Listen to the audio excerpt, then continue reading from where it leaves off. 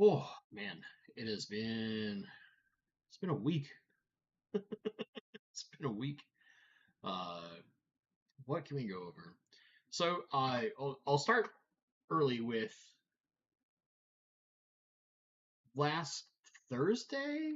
I'll cover my wife's health in just a sec. By the way, I just want to let a few people get in here because I want to make sure I don't get a lot of people asking questions. But last Thursday, I was going to grab some lunch while at work, and my steering went out in my car. Now, the fun part is that, like, I'm a bigger guy. I'm relatively strong. I'm not like crazy strong, but I was wrenching the steering wheel as hard as possible to barely get my wheels to turn, and went from an inside turn lane all the way to an outside lane, and barely got enough turn in this fairly large intersection to get straight on the road I was turning onto. Yeah. So, needless to say, that was fun. I get to the side of the road. I do some troubleshooting with the Tesla customer service because sometimes they can fix things remotely. They could not fix this. So then I called AAA because I have a AAA membership to get my car towed rather than having to pay for it. And in the time that I've been sitting there going through all these phone calls, my car powered down.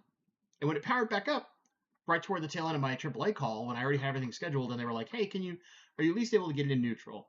And I was like, "I'm pretty sure I can. Let me make sure." Like, have a little like pin code on my car to unlock it, and it was just fine. It just worked. Everything worked again. All my steering was back. Still had it go in, and they they did a diagnostic and couldn't see anything physically wrong with the vehicle. And my suspicion is probably the same as theirs was, which is that some kind of sensor went crazy over something, who knows what, some kind of errant screw up, and panicked and then disabled the power steering. So yeah, that was fun. Hopefully it does not happen again. Oh man. Apparently, me being snide to Elon when the navigation gets weird might have triggered a problem. uh, are you sure it's not a Microsoft car? I mean, I doubt it because old Muskie Boy's got the hell of a pissing contest with Bezos and every other turbo rich idiot out there. You know how it is, man. These people with too much money, they don't have anything to do but flex their egos around. It's ridiculous. So, okay, we've had a little bit of time. We've got some people here. I'll talk really briefly about my wife. So we had our final check-in with the doctor, which is why we didn't stream last week. The short version, if you didn't see the post, is basically she's healed phenomenally well. She's to a point of where she basically should be able to do everything. Quotation marks again. She's still healing, so like you when you put your hands down to push up on a chair, that's still gonna give you some youch, right? Because she's still healing. So right now she's going through physical therapy. Um, I think she does it for like 4 weeks or something like that. It's not terribly long. Maybe it's 6 weeks. I can't remember. But so she'll be going through physical therapy, and a lot of that is to help because like with what they do, it leaves the potential for a lot of scar tissue through here. And so one of the things they do is a number of different. They teach you a number of different techniques, and they do it too to help reduce the amount of scar buildup tissue underneath your skin. So that mostly just to make sure that you don't have some like weird bump or that it doesn't have any other impact on those nerves going forward. But overall, very, very positive. Surgeon basically said that she was looking great. She was kind of ahead of the curve, so to speak, compared to a lot of other people in the rate at which she felt relief from some of the problems that she had pre-surgery, and the fact that she wasn't really exhibiting any issues so far was a big positive. So now the big thing is it will still take her time to kind of build up that fully healed kind of level, if you will. I don't know a better way to put it. Like fully repaired, to where she can like game as frequently as she wants to and all that kind of stuff. But she's able to do things like lift objects, do her own laundry, things like that. So that's nice. But yeah, overall, very, very positive. A great experience with the surgical staff that's there. Yeah, yeah. Well, thank you all for. I know I really had very minimal impact to the channel, but I just want to thank you guys because often I was trying to put stuff out that I had in my head, but I had a lot more limited time to film it, so it wasn't maybe as good as it could have been. That makes sense. Yeah, yeah. So let's get on topic for a brief second, and then we can go into usual questions and answers. For those who are in the United States or any country that interacts with the United States, because for reasons, our country is currently doing this pissing match of tariffs. And I don't know a better way to describe it because I personally think it's really dumb. It's horrible fiscal policy, but whatever. So here's the real problem, right? Things like this, we look at like, oh, prices increasing on things is not good, of course.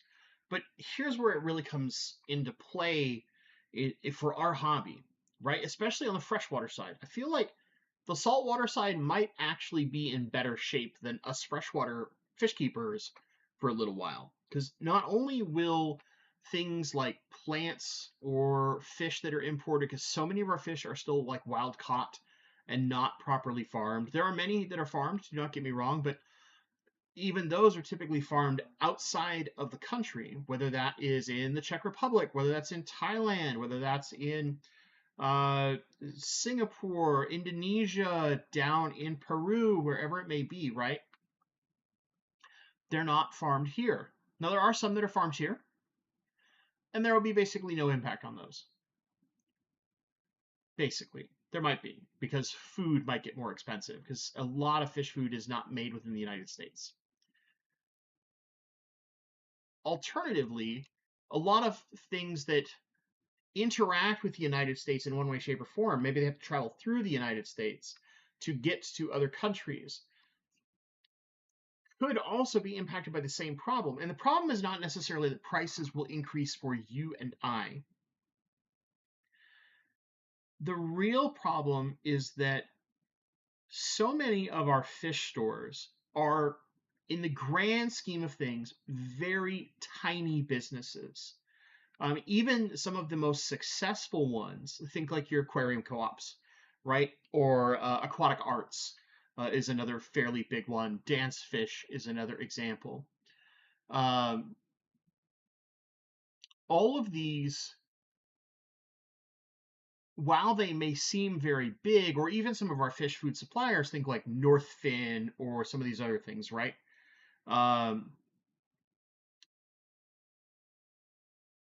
They don't have the kind of cash on hand, or at least I sincerely doubt they have the kind of cash on hand to weather this like wishy-washy storm that is going on, because it's like 2 days ago there were tariffs on and it was a bajillion percent, and 2 days later the tariffs are off. Yay, we're gonna pause for a minute because we can't make up our effing mind, right? And I'll try not to get too political, because I don't feel that that's what actually frames the picture correctly.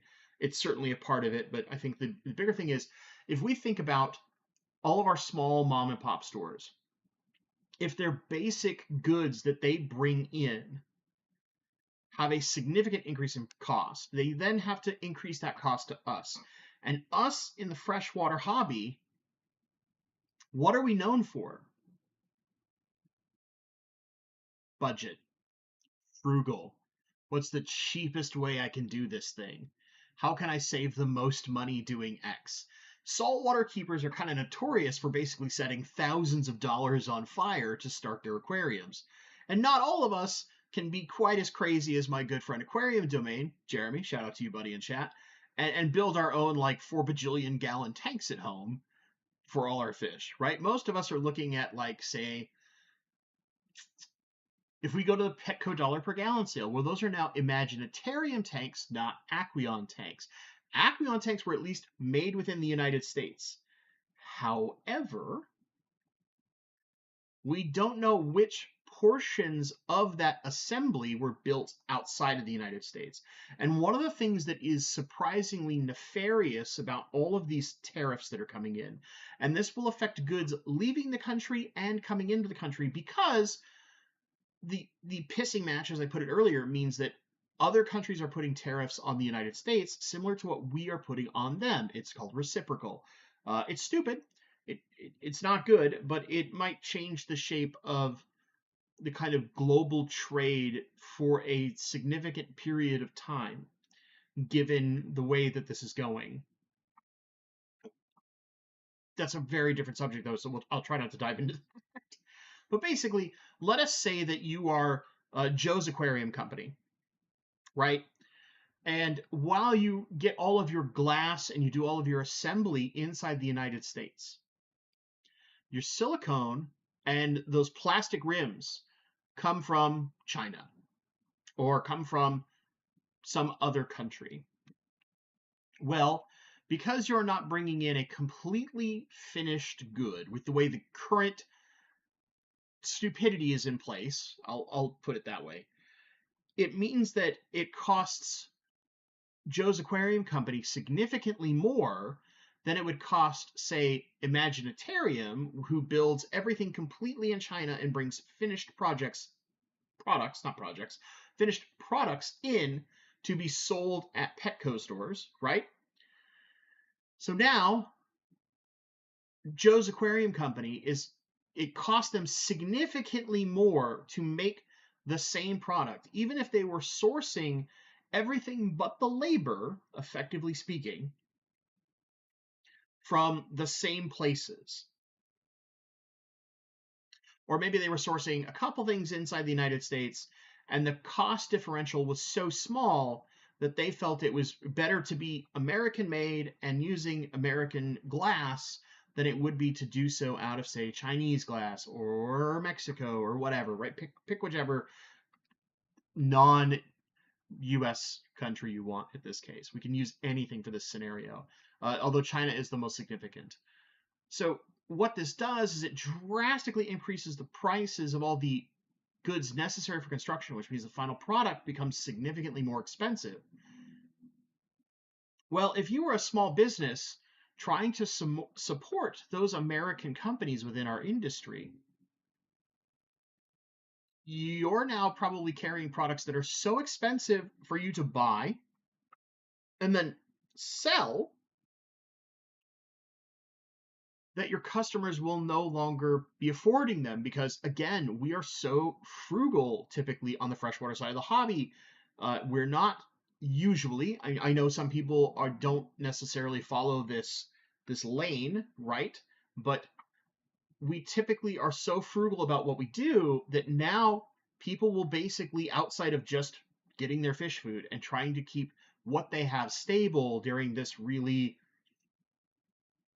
unstable time, I don't know a better way to put it, is a massive problem because so many businesses are at risk. I've watched a number of different interviews over the course of the last week, basically, with different small businesses in all sorts of industries, including some Chinese businesses that are smaller, and 90% of their goods are exported to the United States. A lot of these are like small clothing manufacturers in the case of the Chinese companies.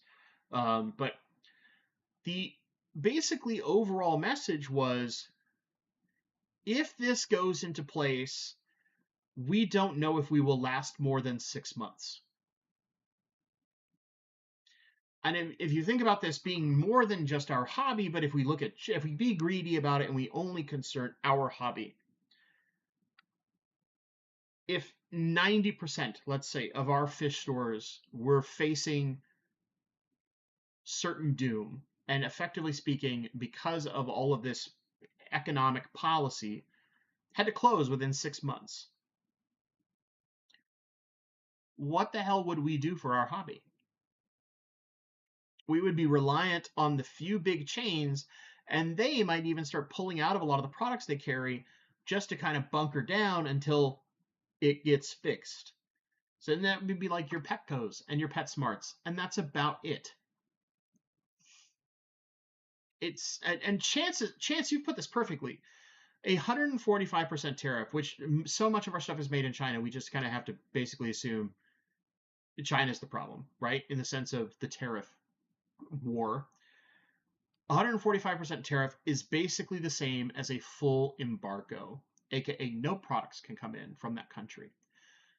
And this is the thing that, like, I've been thinking about this specifically for our hobby in watching all of these different interviews, kind of terrified, because think about how many fish stores, like, let me give you an example, something that's not super close to me but is super close to me at the same time. I know this does not make any sense, but the wet spot tropical fish, right? They're down in Portland. That's like a 3-hour drive. It's not really that far. They employ many, many, many people between their retail store, and they also have a big distribution house. For those that don't know, if you've ever heard of Cichlid Exchange and the Wet Spot are the same company. Different sides of the house, one's distribution, one's the retail side, but they are the same company and same owner. And the owner's a nice guy. But if you were to have this level of tariff set into our industry permanently, or even for 6 months, even a company as large as them very easily could be going out of business. Because unless you have a lot of money stored aside, where basically you could run on reserves for at least a year, possibly 2 to 3. Think Amazon as an example. Amazon has just so much money. And they make it out as if they never have enough money, but they have so much cash reserves, similar to like Apple. These companies have so much cash reserves that they could run a lot of their businesses for years under this kind of fiscal policy and be okay, and more than likely come out of it even wealthier. Fish to keeping. Wet Spot already laid off a bunch of people last year. Yeah, and I mean, this is before, that's just a matter of the economy like slumping because there's other problems. That is before these tariffs, right?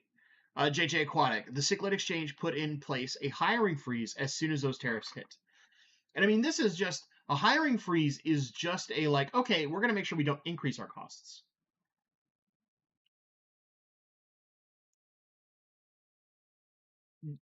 This is, and Adam, I think you have a great point here.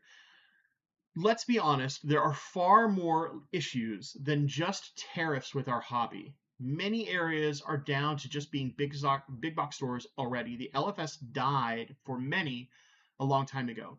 And I would agree with that. One of the things that I will like kind of piggyback onto that is that often what we found is a lot of the LFSs that died is because they didn't adapt to kind of the changes in the hobby. My example would be in the Seattle area, at least for me. I'll use an example that I know and understand. There was a period in the 90s where African cichlids got super popular. And I know we're going back 30 years at this point. I'm sorry, I'm old. But our water here in the Northwest is like has nothing in it. So it's actually not very good for keeping African cichlids. So it was a big struggle and people had to do a lot of work. Usually they were doing chemicals and things like that, but they had to do a lot more work. But if you look at places like some of the other good retailers that still exist right now, as those popularities changed, they shifted what they carried and sold. And most of the stores that died kept trying to stick to the same thing and never changed. Now, this is often the case of a lot of the old school stores that always operated in a way that were like, oh, I can always sell things for, instead of a 3x markup, which is very common in the fish hobby, a 5x markup. And just totally ignored the fact that like people can buy things online for that 3x or less markup. Why would they buy at a 5x from you? Right? So there's all these like there's many factors, but this is from Paul Saltario. Saltero, geez, how do I say Saltario? This just tells you where my brain is at. It's probably because the first line is as a Canadian business, right? So my brain immediately thinks Ontario, and my brain is fried. So this is an explanation from Paul. As a Canadian business, I sell my products to an American company for $100. They mark it up 50%, and we, Americans, buy it for $150. Note that this markup is not profit purely. Most companies have operating costs somewhere around, say, 35%. So realistically, the profit, assuming they are lucky and their operating costs are not higher, is about 15% of that $50, right? It's not the $100, it's not the $150, it's only of the $50 because the $100 is the base cost, so you take that away, right? Now, as a Canadian company, I still sell it to the American company for $100. Nothing changes. But when the product crosses the border into the United States, the US government adds a tariff tax of 25%, which the American company now has to pay. Not me, the Canadian company. I don't pay a dime. The American company has to pay it. So now my product costs $125 to the American customer as opposed to the $100 that I'm charging. That American customer then marks it up that 50%, and the new retail is now $187 instead of $150. So instead of a $50 markup, it is now an $87 markup. And that's the price that we as customers are going to pay for the exact same thing that only a few months ago cost us $150. And that's not even accounting for something like sales tax. There's no changes, there's no improvements, nothing. It's just paying more because of current fiscal policy. However, this is where it gets worse. Paul says it gets better. I'm going to say it gets worse. Half of the raw materials that our fictitious Canadian company, Saltero Aquatics, uses to make their products are imported from the United States. Business between US and Canada. Gotta love it, right? Canada has a retaliatory tariff on the United States and is taxing Saltero Aquatics 25% on that $50 worth of raw material. So the raw materials are now costing Paul $62. Same thing, just more expensive. So not only is the Canadian company, our fictitious Canadian company in this example, making less profit while still trying to charge the same price, but the American customer is in the end having to pay even more than they used to, despite the fact that the Canadian company is charging the same thing. So in the end, as a Canadian company, their costs went up. And you probably end up needing to mark it up by the same margin to make sure that you are still profitable. So that thing that was instead sold for $100 is now sold for $120 or maybe $125. And then that product coming from Canada to the United States still has that 25% tariff. So what's actually happening is because of these reciprocal tariffs, it's not just a charge once. These charges happen in multiple directions, and the overall price doesn't increase by, like, say, 25%. It ends up increasing by a significantly larger margin. So in the end, if we were to do all of these like back and forth tariffs, and that's just between Canada and the United States, that does not include China, which has the most significant potential tariff. The end cost is not that original $150. It's not even that $187. It's now $225 for that same thing that cost us $150 as a US consumer only a few months ago. Our company is still making that small margin on both sides. Our Canadian company that manufactured it and our American company that is purchasing it and reselling it to the American market. They're still making those very slim margins. The only difference is all of that extra cost goes purely to tariffs to governments. This is one of the nightmares because you've got to think, if you, let us say that let's say this was an AquaClear 110. By the way, Paul, thank you so much for this example. It's a perfect way to put it in numbers and make people like totally understand this nightmare, right? So let us assume that that $100 was an AquaClear 110 because the Hagen company is located in Canada, right? But they do have a branch inside the United States as well. However, because of manufacturing and how this works, let us say that $100 filter that we used to buy was our AquaClear 110, right?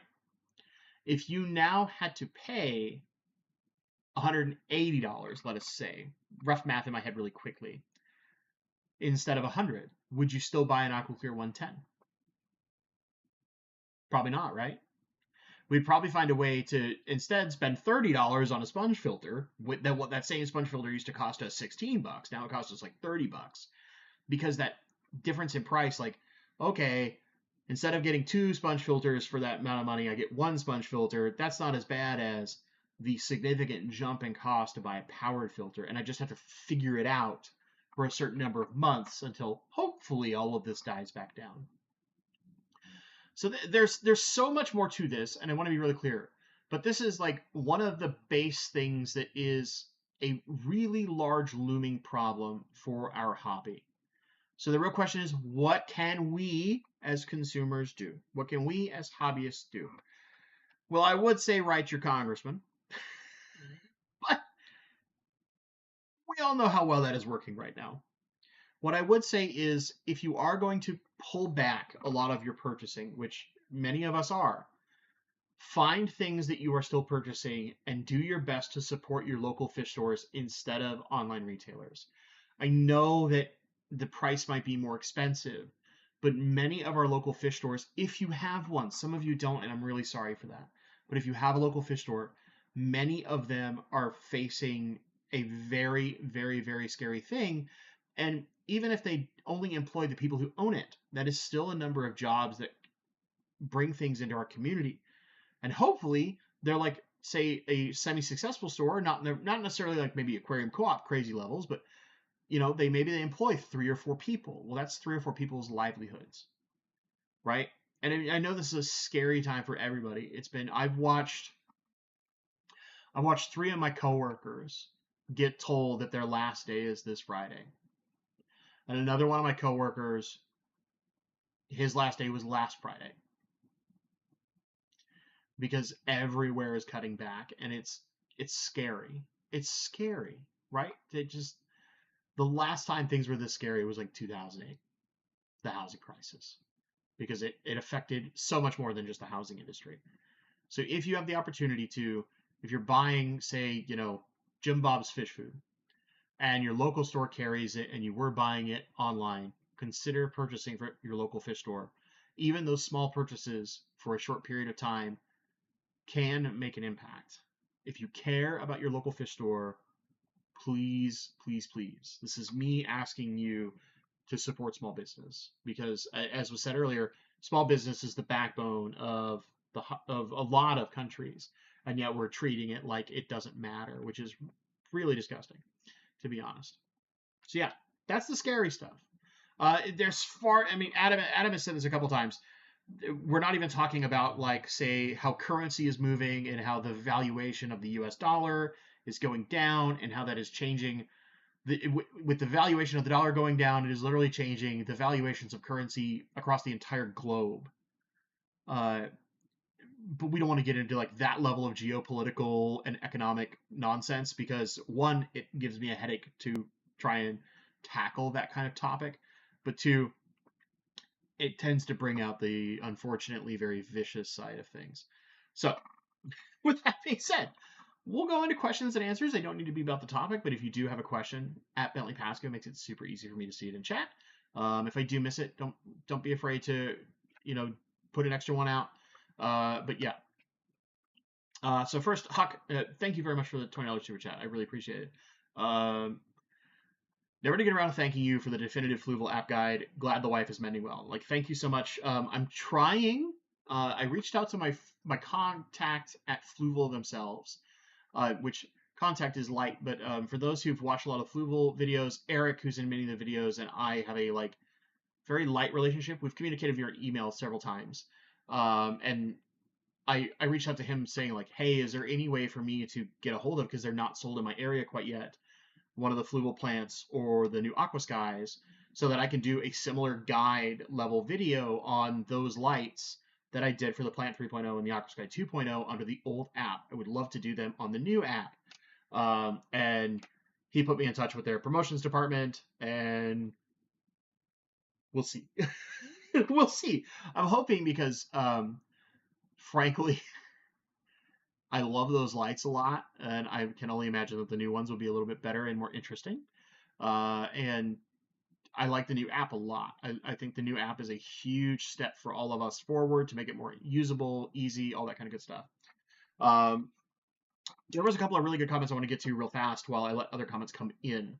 So the first one was from Guppy Girl. Devil's Advocate. There is a potential benefit for local fish breeders, food makers, and 3D printed products. They could also help out local stores. There will be, with no doubt, growing pains. I agree.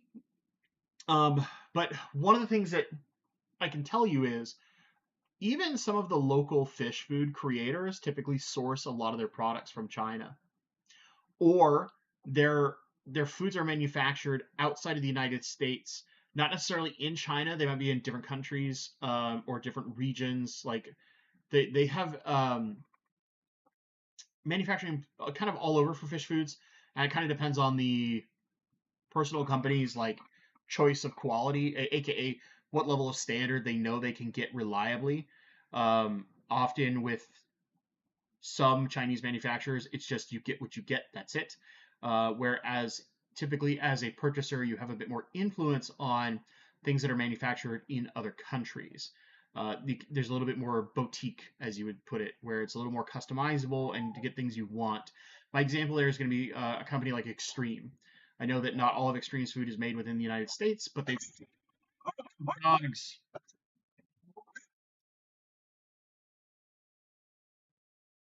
Hey, quiet, Cheyenne, quiet. It's okay. It's okay. It's okay.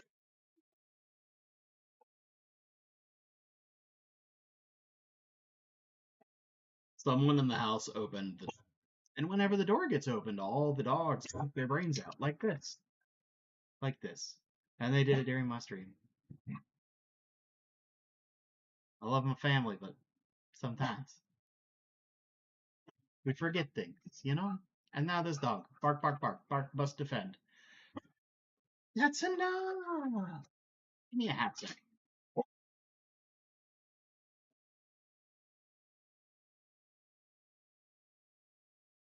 Hey, that's enough. It's enough. Come here. It's enough. It's okay. It's okay. Calm down. Calm down. Thank you. You don't need a bark. It's okay. Come on. Come sit down with me. Come sit down. Come sit down. Come sit down. You want to come sit down? Come sit. It's okay. Don't listen to the dog downstairs barking. He barks at everything. You're all right. Come in. Okay. I'm going to try and power through. Sorry about my dog. Going to have a good conversation with the family after this. uh, so, to get back on that, the devil's advocate thing, I think it is good because hopefully smart local fish stores will pivot toward breeders and potentially carrying more locally bred fish. You're not a guard dog, Cantoto. Quiet. Come here. Hey, you. It's okay. It's okay. Don't get corgis. They bark at everything. Everything. Yeah. Michael Alexis, good to see you, buddy. Do you think places like the Co-op, Zen, and the Fish Store go out of business? I think the least likely, assuming that some kind of reprieve doesn't happen. Stop, Lord, puppy. That's enough. Lay down. Lay down. Good girl. Good girl. Yes, good. maybe she'll chill if she's at my feet. When she jumps on the chair that's over here by the window, just hey, come here, you butt, ran away. Anyway, I think the least likely to close out of all of those is going to be Aquarium Co-op because, frankly, they're just at a certain scale. However, they also rely the most heavily on imported products. So you could see, I mean, Corey's even talked about this about how like they're trying to get big orders of stuff in now before any of those tariffs place, so that hopefully they can kind of ride through. But the question is just how timing happens and whether or not things can break their usual cadence. And this gets into, for those who, if you remember during the COVID pandemic, they talked about just-in-time delivery and how that was being upset by COVID. And realistically, this is a part of like global economies and how things have been done. Everything is to like minimize cost as much as possible to make products cheaper for us. Um, Basically, we're going to have to break our brains and look at, instead of trying to find the cheapest thing possible, finding the thing that will last us the longest and have the highest level of quality and hopefully is locally manufactured, because then you're breaking out of how much of the current like system, the Amazonified system, if you will, that a lot of global economies work on right now. Just a pain. It's a bear. It's absolute bear. But yeah. Leo, speaking of Aquaclear 110, love it on my new Imaginatarium 40 breeder. I always get a little wigged out by the Imaginatarium 40 breeders because they feel like the silicone isn't as reliably good, and that's a lot of people question Aqueon silicone. But I'm hoping that as more and more people buy those at the Petco dollar per gallon sale, maybe we'll get a better gauge on their quality, or if enough get returned, maybe it'll force the manufacturer to make them better. I'm not sure. But yeah, PS Buffalo Trace is delicious. It is delicious. It is delicious, especially for its price point. Running water. Did you say corgi? Yes, I own one. So Papa Limo. Hold on. I think I still have some of these lying around. Do I? Did I change this? I mean, this is when he was a baby, but this is my little boy Papa Limo playing with his best friend in the whole wide world who recently passed away, Onyx, the husky, right? So we've got this little lovable thing. That's my boy who's downstairs. Excuse me. Most regularly with my wife, and then I have my two girls, and they're both half corgi, half Shiba Inu. So the one that's in the room with me is Shantoto, and then the one who is not a good other dog's dog, Lulu, is typically with brother-in-law James most of the time, because it's just kind of like we have a dog that kind of resides with each human within the house for the most part. It sounds weird, I know, instead of just mauling around in a pack, but it just happened that after when the two girls were really young, they got in a big fight, and basically they kept trying to fight, and so we had to split them. And then unfortunately, whenever the boy was with either girl, they tried to fight with him. So we've tried to like temper them down. We've been doing all sorts of things, and we've slowly been seeing improvements over the last few years. One of the things we're going toward next for the dogs, and I know this is not fish related, I'm sorry, but we're going to get muzzles, basically some of the bite-proof muzzles, so that they can spend more time together and there's less risk of anything happening, but still let them kind of play. Because we've had some kind of regular play sessions between Shantoto and Papa Limo, the boy and the girl who's in the room with me, who's now chilled out in her chair, thankfully. But there has been a couple times where he gets a little too wound up, or she gets a little too wound up, and one will get the other kind of stuck in a corner, and then they go into like fight mode because they've got some like past trauma as young dogs, and that has caused some issues. And a lot of it is usually we're able to break it up pretty fast and we see it kind of coming, but we're trying to find some solutions just to make it so that hopefully at least like two of the dogs, Papa Lima and Shantoto, can like roam around the house constantly together as opposed to be kind of separated. And then Lulu, she just likes being her own girl. She loves humans, and she's kind of pensive around other dogs. We'll put it that way. She can usually do a short greet when she's outside of the house really well, but when she's inside the house, she's very resource guarding. For those who've had dogs, that's yeah, you know what I'm talking about. Uh, yes, absolutely a Final Fantasy fan. So my wife named all three of the dogs. When we first got Papalimo, Papalimo was my favorite of the NPC characters from Final Fantasy 14. And he's also a black mage. I play, well, I think technically he's an arcanist in that, but he's a black mage. He uses offensive magic. I played the black mage class in Final Fantasy, and it's always been my favorite. So we started naming all the dogs after different black mages. So we have discussed if we ever got another dog, and it was we would specifically try to get a boy, so that we could name that dog Vivi, because we love Vivi from 9, and we would effectively always name our dogs after Final Fantasy characters. And collectively, we just refer to them as the Black Mages because they're all Black Mage characters. But yeah, we're turbo nerdy if that's not obvious. And hopefully, my live stream is keeping up because the actual like YouTube studio website is like wigging out on me. So hopefully, nothing's going wrong on your guys' end. Bourbon drop. What's up, buddy? I apologize to my fish audience. You're to see some of my black bourbon friends. For those that don't know, I have a small bourbon channel, and that's my other hobby. Is this delicious liquid here that I very slowly drink. But yeah, what's up, Myron?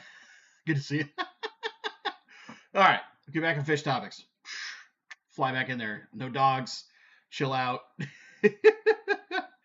Paul Soltero, just an FYI, Dr. Paul Loisel, proponent of all things cichlid, author of many books on the topic, instrumental, blah, blah, blah, has passed away. No! When did this happen, Paul? That has to be very, very recent. I'm surprised I didn't see something on Facebook about it, because usually when some of the, like, godfathers or, you know, like the legends of our hobby pass, I see it one way or another. That's really sad. I mean, Loisel is beloved in the hobby, huge source of information. Yeah, it's really sad. I mean, eventually it comes for us all, right? There's a lot of old folks in our hobby, unfortunately, but still sucks. Don't lie, you wanted to bark with the dogs. Oh, I will. Okay. So, for those of you who are like Family Guy fans, right? You'll know that the character Brian the dog has a particular like weird humanish bark. You know, the, ooh! I will do that when my dogs are being idiots to mock them, and it confuses them, and they will just stare at me like, "Why you make this noise?" So in some cases, yes, I will bark with my dogs because I'm an idiot human being and I have no shame. Yeah. Your noise cancellation works really well. I'm glad that it's like cutting most of it out. I know that some of it gets through no matter what. For those who are, if you have any of the like relatively newer generation of NVIDIA graphics cards, there's a thing called NVIDIA Broadcast. It's really good at filtering out a lot of noise, like fans and all kinds of other background noise. That's what I use. It really helps clean audio up for things like random barking dogs or the fan you need in the background, like this one that's over here under my arm because my room gets very hot, even though I have AC in my house. It's like, can't get away from it. All right, I'm going to try and catch up because I know I'm super behind and I'm really sorry about that. Aquarium Domain. I am manufacturing aquariums in the US, about 3 a year. They are unmovable. Need to work on my business model. Can you come manufacture aquariums at my house? Hey, Bentley, any experience with tsunami tanks? Directly, no. Indirectly, yes. So I had a friend earlier in the hobby who had a big tsunami tank. And because of some things with his wife's career, his wife was a veterinarian, they were moving. He was a big discus breeder. That's actually, depending on how long you follow the channel, way back when, I got a ton of like the Dutch aquarium systems tanks that typically were found in a lot of pet stores. This came from that same member of my local club who has become a minor friend of mine. until he moved. So basically, he broke down all of his discus stuff, but he had like I think it was a 360 gallon tsunami tank, a tsunami peninsula. It was a fairly nice tank, and I recall from speaking to him that the only problem, and I'll put this in quotation marks, problem with the tsunamis is that because they're a little more mass produced, the acrylic they use is slightly thinner than in some places, not all, than some of the things that a custom built acrylic would have. But because they use some of that slightly thinner material in a few places, it saves you money. Now, the difference would be if you go to someone like, say, Clear Fabrications, the company that built Corey's 800-gallon, the massive like 1,400-gallon tank that's in the new store expansion, and Murphy's original tank. If you guys remember that, they 300 and I think it's 360 gallons. I don't know. It's a big like brick of a tank. It's kind of great. Um, all of those were built by the same guy, and he basically overbuilds his tanks, which is why he's also never had one fail. And so that was the only like, because I asked him, because I remember seeing tsunami tanks at the time and I was considering getting a large acrylic. And I was like, well, this could save me a lot of money compared to like a custom builder, and it might be faster if I can figure things out. And he was like, my only warning to you is this. And it's like, basically, if you're doing an empty tank with just water, you don't really need to worry about it. If you're going more like bare tank, like if you do, say, outside the United States, of course, because it's not illegal in the United States, arowana, or some of those fish that don't need, usually don't have plants. Maybe the most they have is a little bit of sand on the bottom. Um, they can work fine there. But if you're trying to do like a massive aquascape with a lot of stone in it, that's where there are some potential risks. Although we're talking teeny, we're talking sub 1% kind of risks, and that would be over a long period of time of the tank running, not something that is going to happen like within days of buying it. So, assuming you are within its warranty, it should last you throughout the warranty without an issue. Kind of one of those things. So, not direct but indirect experience. I hope that helps. Very long answer to say yes and no at the same time. I know. I'm sorry. uh, Lane, Walmart killed by selling new potential hobbyists fish they had no hope of keeping them together or alive.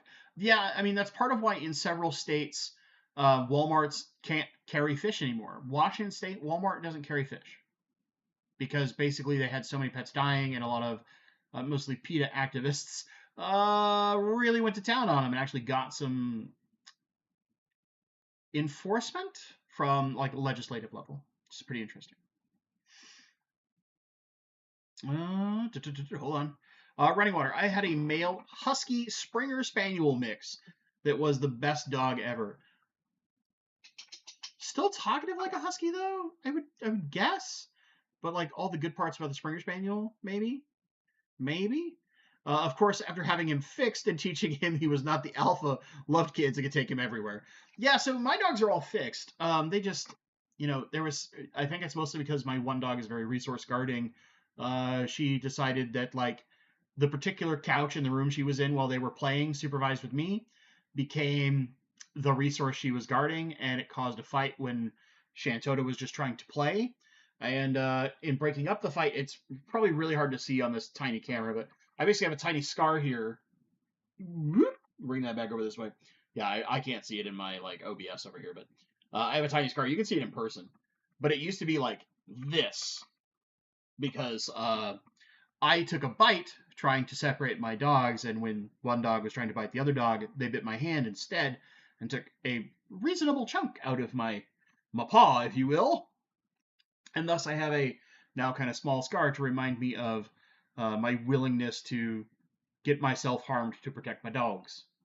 Because I'm a big softie and I love my animals. And I love all three of them. When they're apart, they're all wonderful dogs until they bark. And then they bark and they bark and they bark. And then eventually they stop. And then I love them again. It's part of the corgi blood. Corgis bark at everything. They're herding dogs. And that's how they communicate. Bark, bark, bark, bark, bark. So don't get a corgi if you want quiet dogs. All right.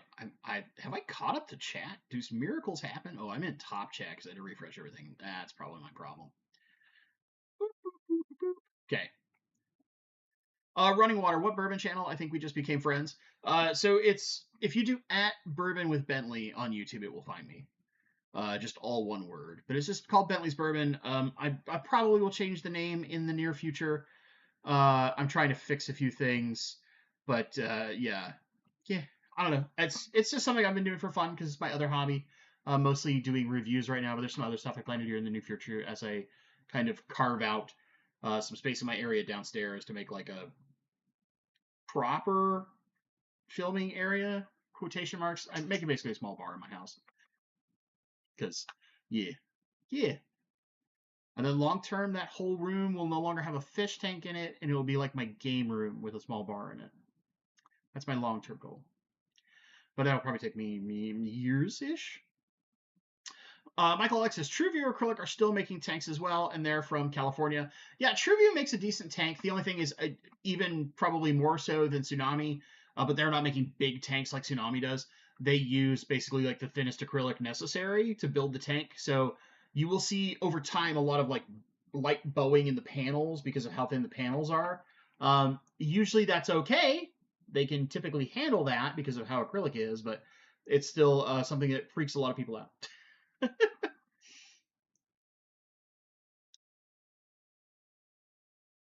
Running Water. I'm south by a couple hours. I remember Walmart's having fish, and then glad they stopped. Yeah, I mean, I remember when basically a lot of the problems. I remember seeing protests at a Walmart store that I now live near. I didn't grow up that close to here, but it was like the closest Walmart for a long time, and my mother loved like two things at Walmart, so she would make trips for those two things every once in a while.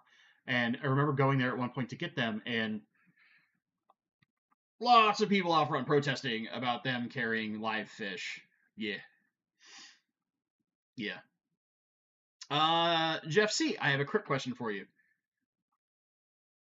Are we going to talk about cremation versus full burial, or? Oh, you mean cryptocurrency? I grow a lot of different species and doing well except for spiralis. Grows long, beautiful leaves, but the tips melt back once they are mature. Any thoughts?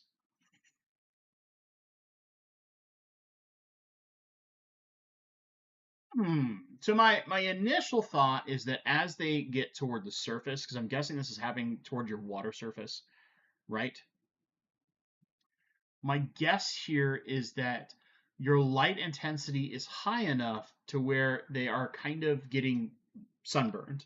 And I put this in quotation marks because that's not what's actually happening, but that's the easy way to understand the process that's occurring. Crypts in general like medium and lower light. There are a few exceptions to this rule. Crypt Pink Flamingo, as an example, really likes high light. But most crypts tend to like medium or low levels of light because they tend to exist in semi-shaded areas and are either out of the water or submerged, who knows, throughout the course of a year. It shifts constantly because of their natural habitats. So when they get exposed to too much light, think of it like our skin when we get a sunburn, right? So how do you prevent this? Usually it's dialing your light back a little bit or diffusing your light. You could there's a number of like window cling type products that you can basically adhere to your light if you really wanted to try and diffuse and turn that intensity of light down. Now, depending on the other plants you keep, that might cause other problems. Fully admit that that's a potential problem, but that's my first instinct. Um, is that the only answer? No. There's a number of different deficiency issues, and one of the things that I would totally suggest to you is Aquarium plant nutrient deficiency chart. This is something you can plug into the Googles, but I will give you instead one of my favorite charts. So one of the other things that can happen is nitrogen deficiencies can tend to cause the tips to die off first. So I'm going to take you to this little lovely thing. This one just happens to be in Reddit where a lot of people have it, but these are all over the place. I'll just give you a quick link to this particular chart. It's really, really handy. But if you just type in Google aquarium plant nutrient deficiency chart, there's two different ones. There's one for macros and one for micros. They're your best friend in trying to figure out some of the problems that are going on in your plants. And basically, it's just, are you having a micro problem? Get something like Flourish Trace and dose a little extra. Are you having a macro problem? Well, you might consider redosing some liquid fertilizer if you have it, like an all-in-one, or you could dose just that one thing you're having issues with, because maybe my usual example for go-tos is like Java ferns, because they're very, very potassium hungry. Often, if you have a lot of Java fern in a tank, you'll run into potassium issues because they just like strip all of it out of your water. So sometimes you need to add a little bit more. It just helps. I hear from a good authority that pink flamingo thrives on yelling and verbatim abuse. If only, if only, because then my crypt pink flamingos would be perfect and the size of like small hedges because I've yelled at the ones I've had for all sorts of times. That's that plant, man. Alakumanov. Shiba Inu are the breed with the highest percentage of wolf ancestry. Yes, this is true. More so than Huskies, which most people assume it's Huskies because they look the closest, but it's actually Shiba Inus, which is why Shiba Inus basically only do what they want to do. And if you think they're doing what you want them to do, it's just because that turns out that's what they want to do at the same time. And usually there might be some treats involved. They're very stubborn dogs, but I have one of my best friends who does not do fish at all. He comes from like my former pinball and arcade hobby, and I'm still passively into those things. I just don't own any anymore. Well, that's not true. I own one arcade machine in my garage, and it's ancient. But that doesn't matter. He has two Shiba Inus, and they are both wonderful dogs and pains in the butt at the same time. Okay, I'll grab these two questions because I like them a lot, and then we'll probably end there. I've been babbling so much, can't you tell? Purchase any new fish? I did. So I recently went up to Moonlight Aquatics, which is a local store that is uh, similar. It's technically slightly farther away than the Aquarium Co-op, but depending on traffic, it can sometimes be the same or even easier to get to, just because of the direction I need to go. It's in the direction of what is usually less traffic. But anyway, I went out there and picked up some extra Upper Tor River fish to go into the Fallen Forest tank, along with some Cato rivers, because there is the one Cato river that kind of grew up in that tank, and I like the Cato river fish in general. So I just put a group of Catos, very female heavy, and a group of Upper Tors, also very female heavy, into the tank to get it repopulated with fish. I picked up those rosy barbs recently, so the same time I picked up the rosy barbs is when I also picked up those rainbow fish. I was going to pick up the fish for brother-in-law James's tank that he aquascaped, but none of the stores local to me had them in stock, and I did not also see them in stock at Dan's Fish, so I'm waiting for them to show up somewhere for me to purchase them. Yeah.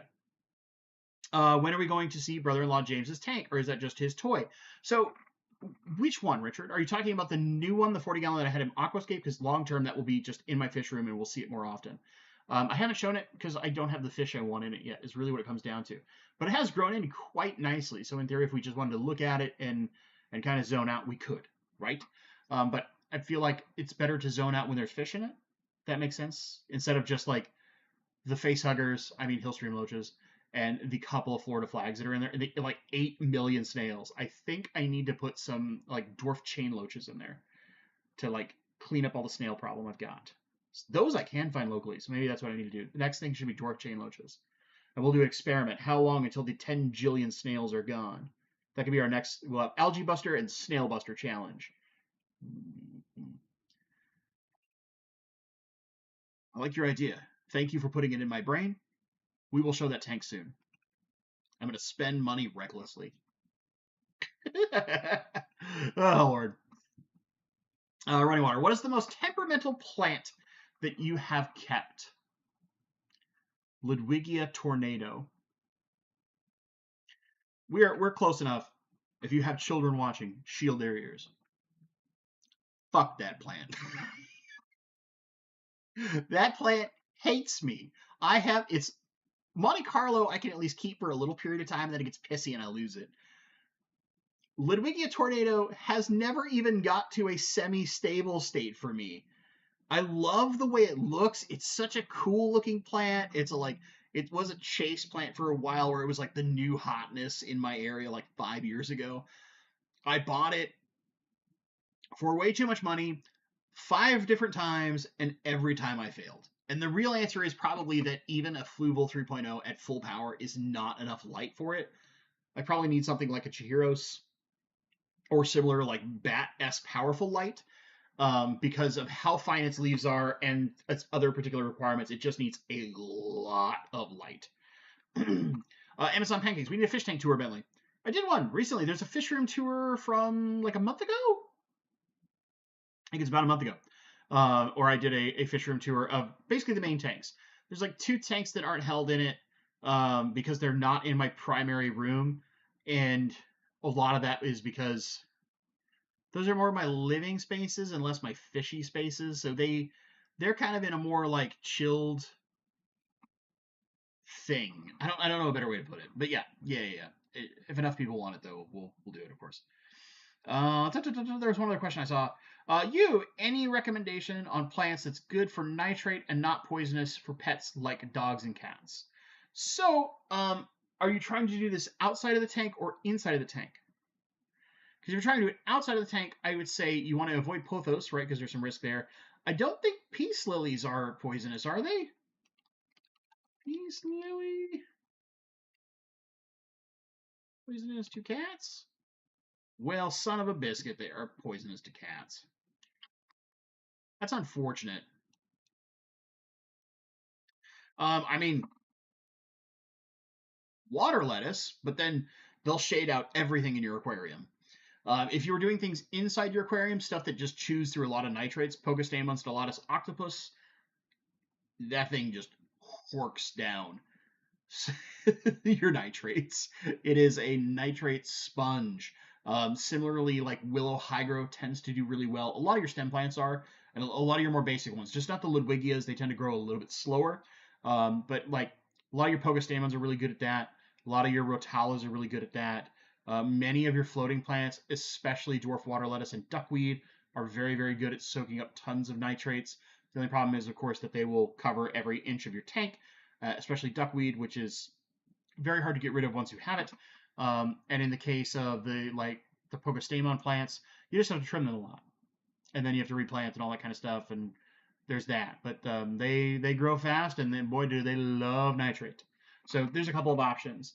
There has to be some other plants, and I'm sure one of my more educated friends who do more immersed planting as opposed to fully submerged like I do would be able to give better answers than me. I'm sorry that I can't give you the best one, because like peace lily is my go-to that I want to do in other things. There was one other question I want to grab real fast.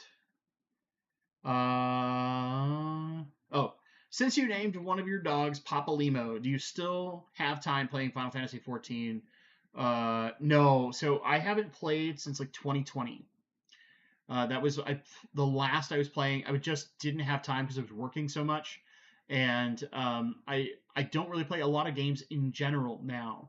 I get very little time for gaming. My wife and I are planning to do a couple of different like retro games. So like the first one that we want to do together is Final Fantasy VI, and then we'll probably look at like Chrono Trigger or Secret of Mana, like one of the old school Super NES, just fantastic RPGs. But basically, we're gonna do like a collaborative playthrough for her gaming channel, and so she's gonna eventually start releasing some stuff on YouTube more regularly. She's been doing some shorts recently, but she's kind of got this, now that her hands are healing up, she's got this big kind of relaunch of her like streaming and using YouTube and things like that.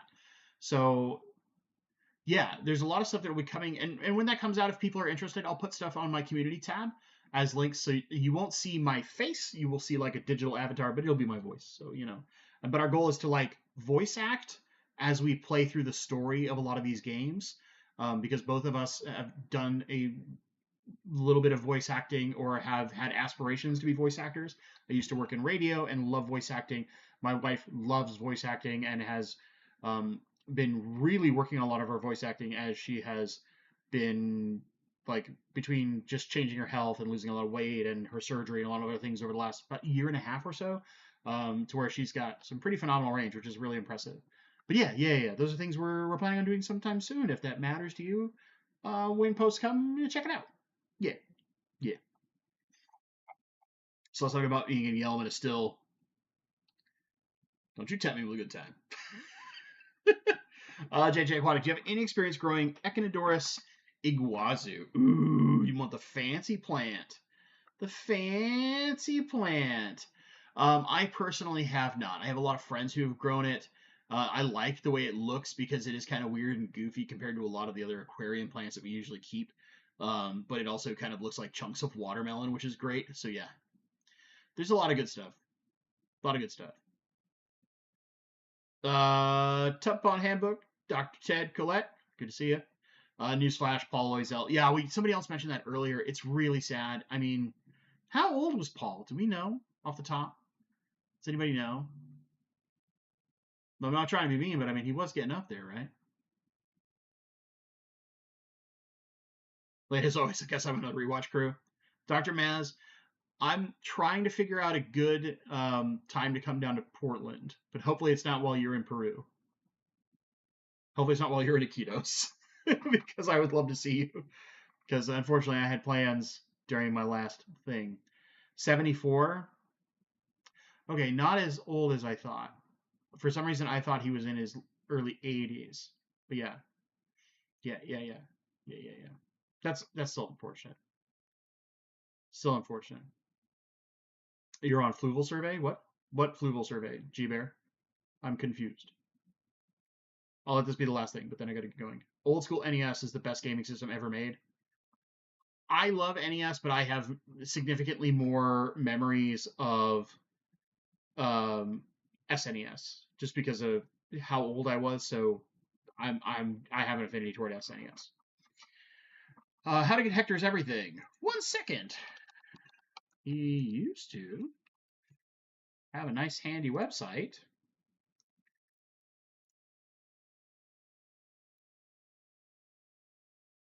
Yeah, here we go. Assuming he's not out of stock, I'm going to just do this. It's shop.hectorseverything.com, but I'll put a link in chat for you. I don't make anything off that. I like Hector as a person, and I like the product he's making. I think it's really interesting. So yeah. I got an email today, survey for Fluval free crab. Really? I'll have to look. I imagine I got the same thing somewhere because I'm signed up through Fluval's mail list somewhere. But anyway, gang, I want to thank you so much for being here tonight. We should be back next week. Not next weekend. We'll have a video this weekend. I'm a mess. Anyway, as always, my friends, thank you so much for watching, and stay awesome. No more drugs for this man. But unfortunately, mine are traffic. Traffic is the worst.